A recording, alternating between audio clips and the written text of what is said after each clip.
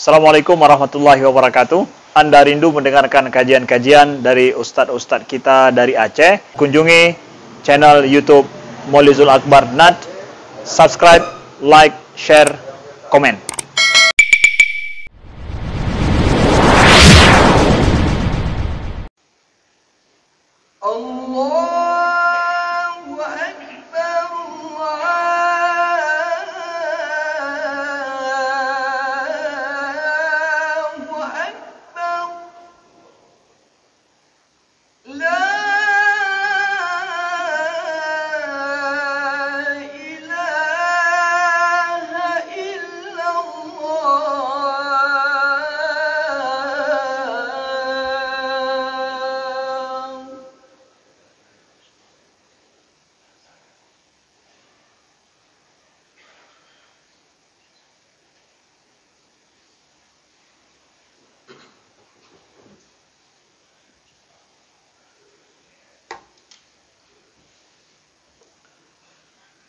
إن الحمد لله نحمده ونستعينه ونستغفره ونعوذ بالله من شرور أنفسنا ومن سيئات أعمالنا من يهد الله فلا مضل له ومن يضلل فلا هادي له أشهد أن لا إله إلا الله وحده لا شريك له وأشهد أن نبينا محمدا عبده ورسوله اللهم فصل وسلم وبارك على نبينا محمد وعلى آله وصحبه أجمعين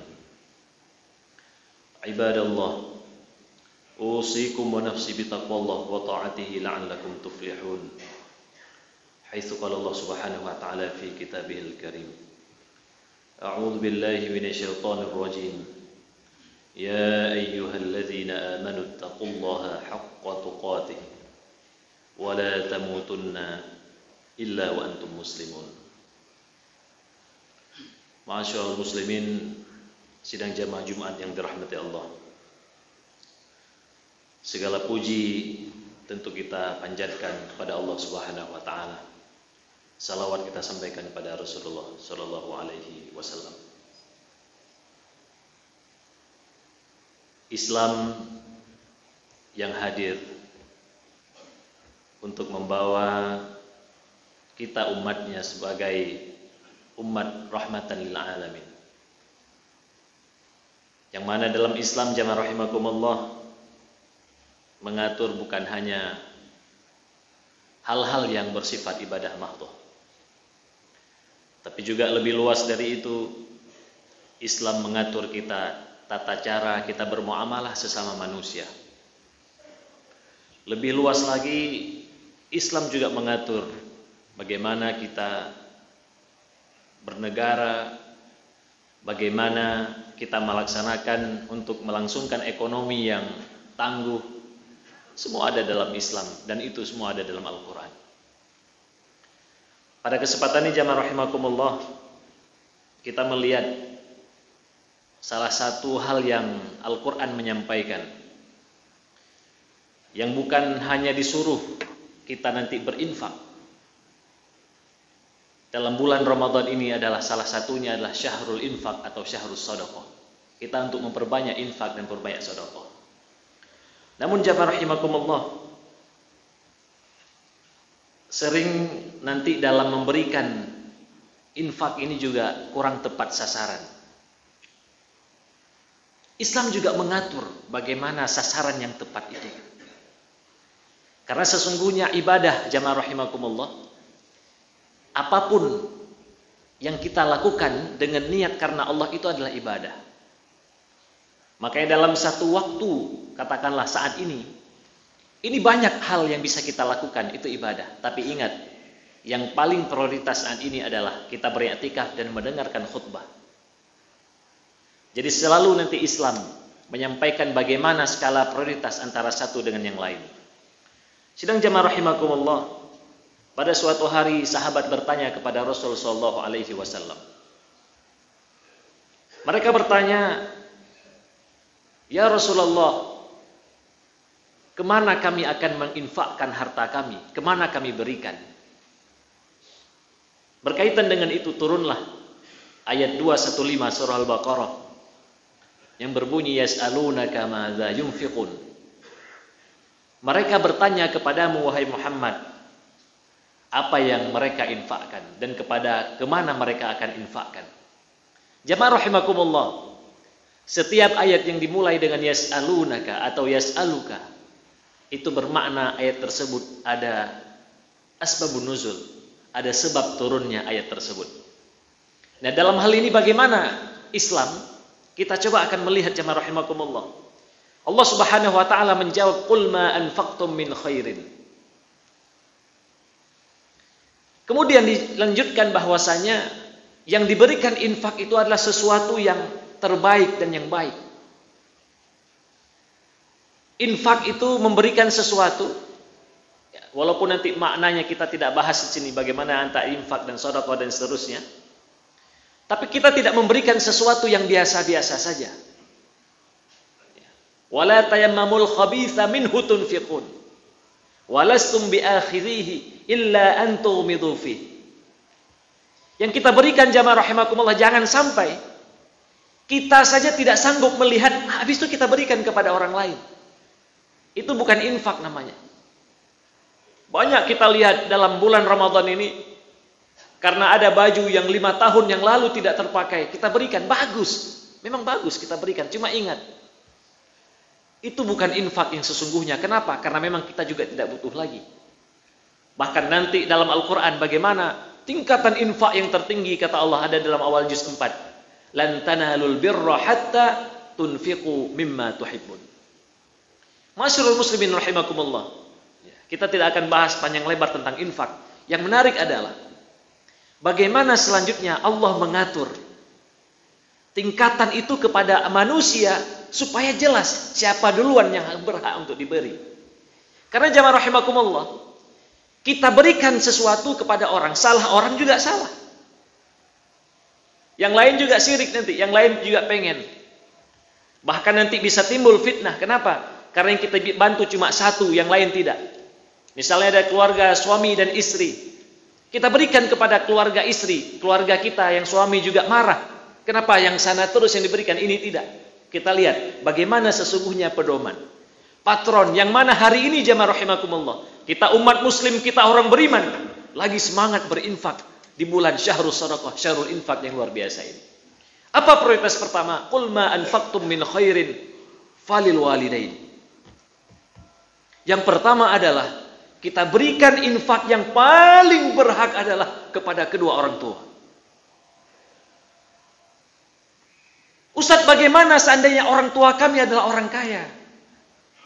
Mereka cukup hartanya. Ingat, ini perintah Allah. Berikan yang terbaik kepada kedua orang tua. Kenapa jamaah rahimakumullah? Orang tua adalah orang yang tidak pernah ada kepentingan dengan kita. Tidak ada cerita seorang anak memberikan ke orang tua ada kepentingan embel-embel, ada sesuatu di balik itu, tidak ada. Sebaliknya juga orang tua demikian. Mereka ketika kita masih kecil memberikan sesuatu, menahan untuk dirinya untuk diberikan kepada kita. Alangkah baiknya jamaah rahimakumullah, bagaimana seorang anak, walaupun orang tua banyak yang memberikan, dia punya, tapi ingat, begitu bahagia, begitu terharu, senang, bukan main, ketika sesuatu diberikan oleh anak tercintanya. Itulah perintah Allah Subhanahu wa taala.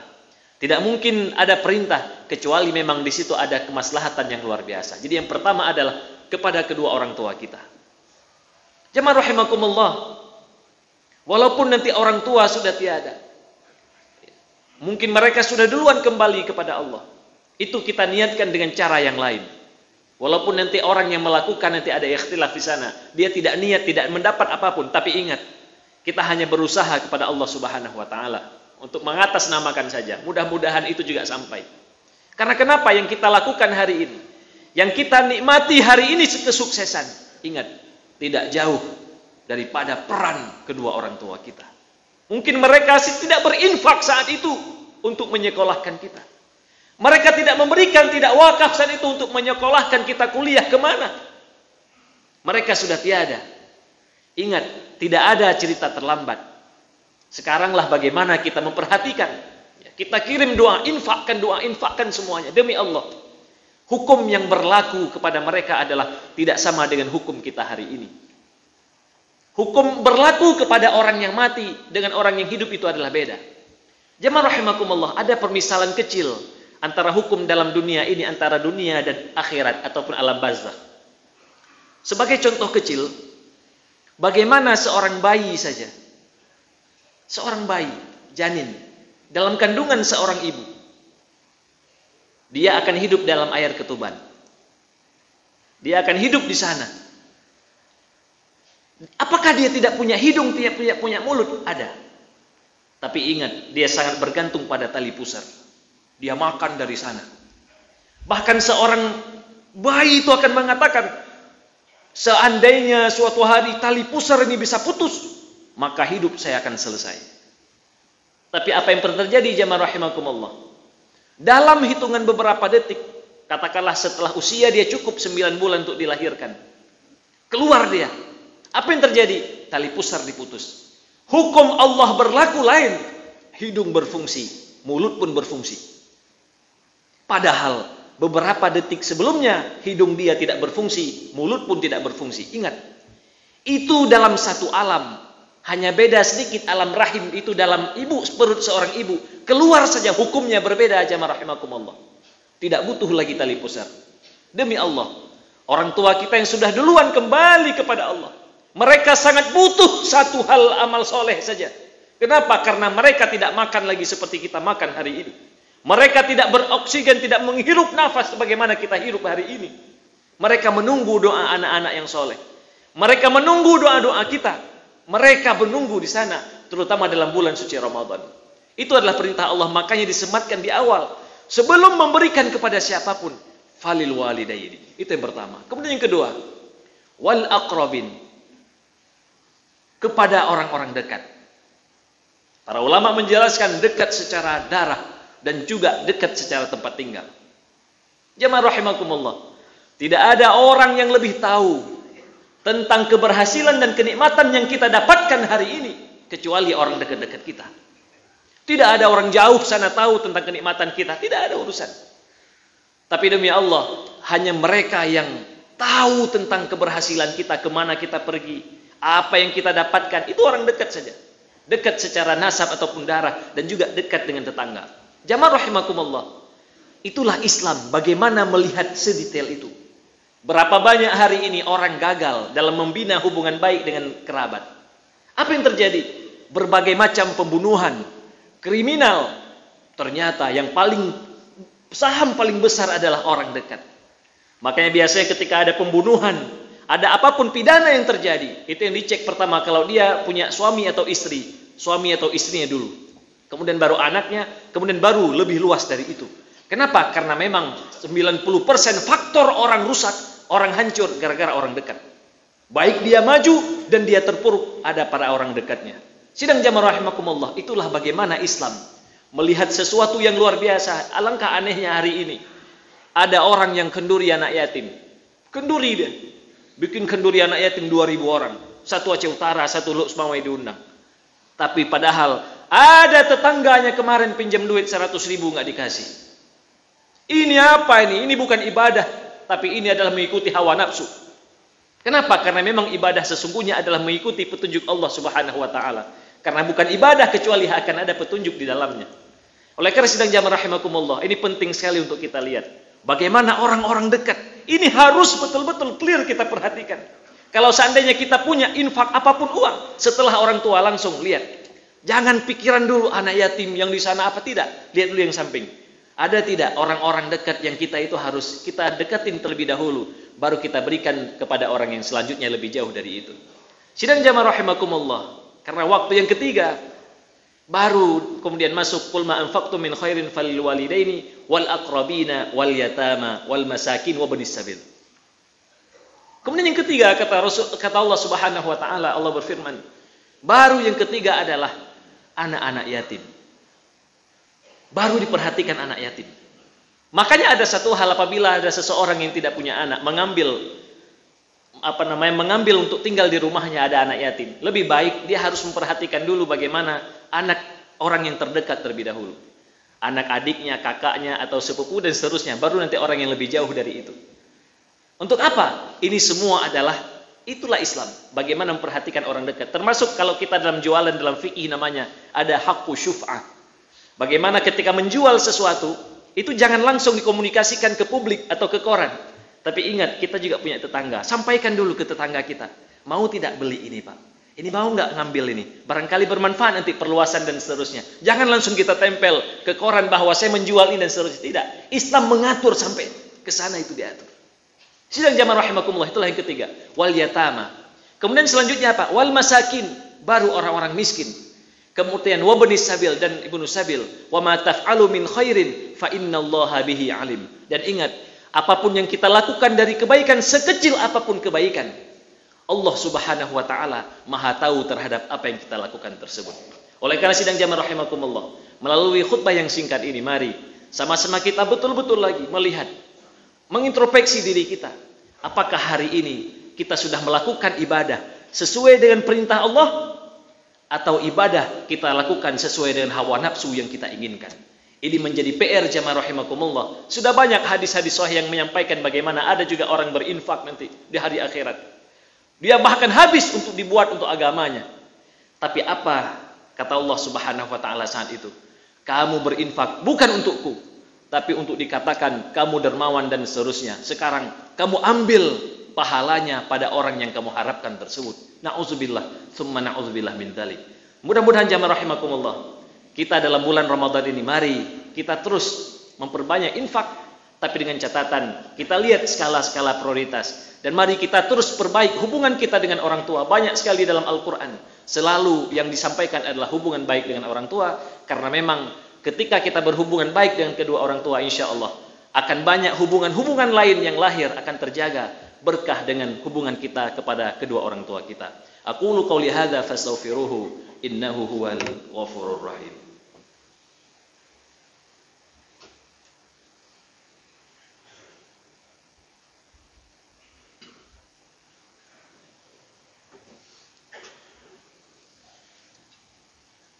الحمد لله الذي هدانا لهذا وما كنا لنهتدي لولا أن هدانا الله أشهد أن لا إله إلا الله وحده لا شريك له وأشهد أن نبينا محمدا عبده ورسوله اللهم فصل وسلم وبارك على نبينا محمد وعلى آله وصحبه أجمعين عباد الله أوصيكم ونفسي بتقوى الله وطاعته لعلكم تفلحون حيث قال الله سبحانه وتعالى في كتابه الكريم أعوذ بالله من الشيطان الرجيم يا أيها الذين آمنوا اتقوا الله حق تقاته ولا تموتن إلا وأنتم مسلمون إن الله وملائكته يصلون على النبي يا أيها الذين آمنوا صلوا عليه وسلموا تسليما اللهم اغفر للمؤمنين والمؤمنات والمسلمين والمسلمات الأحياء منهم والأموات اللهم اجعل جمعنا هذا جمعا مرحوما